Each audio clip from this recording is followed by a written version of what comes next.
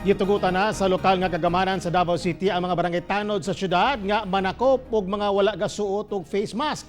Anang report ni Sheila Vergara Rubio. Gatuman man ang kadaghanan sa downtown area sa mga pampublikong lugar sa pagsuot og face mask. Apan dayag sa mahilit-hilit nga lugar sa syudad, ingon man sa barangay level, nga wala gasuot og face mask ang mga tawo kaha wala ginatarong pagbutang sa ilang ilong ubaba, sama sa gatambay dapin sa kalsada, gym ug uban pa. Busa, mando ni Mayor Inday Sara Duterte nga i-deputize na ang mga barangay Tanod sa pagpanakop og mga malapason sa health protocols batok COVID-19.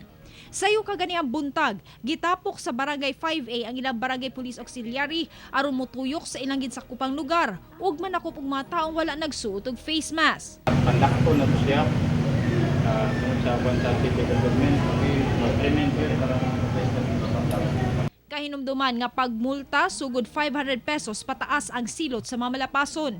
Gilibot sa mga tanod ang bangkerohan ilabi na ang palengke ug gipahimangnuan pinaagi sa rekorida kalabot sa health protocol. Pag-sanitize sa atong mga kamot gamit ang sabon ug tubig, alcohol o sanitizer. Giawhag pod ang tanan sa pagpundo sa balay. Dakong tabang alang sa kapulisan sa syudad ang pagtahas sa mga barangay Tanod nga manakop usab og malapason sa face mask ordinance sanglit mas dali nila makita ang mga musupak sa ilang barangay. Dako kayong tabang kung ang patang sa barangay Tanod ang sa barangay level mo mo kuyog sa pagdadlong o pagsitaan ng mga malapason sa di pagsuot og face mask ilabi na kanang sa mga curfew sa likorban ug uban pa. Kinahanglan gayud nga magsuot og face mask aron dili matakdan o aron dili makatakod og sakit. Kauban si Jojo Solarte sa kamera, ako si Sheila Vergara Rubio para sa One Mindanao.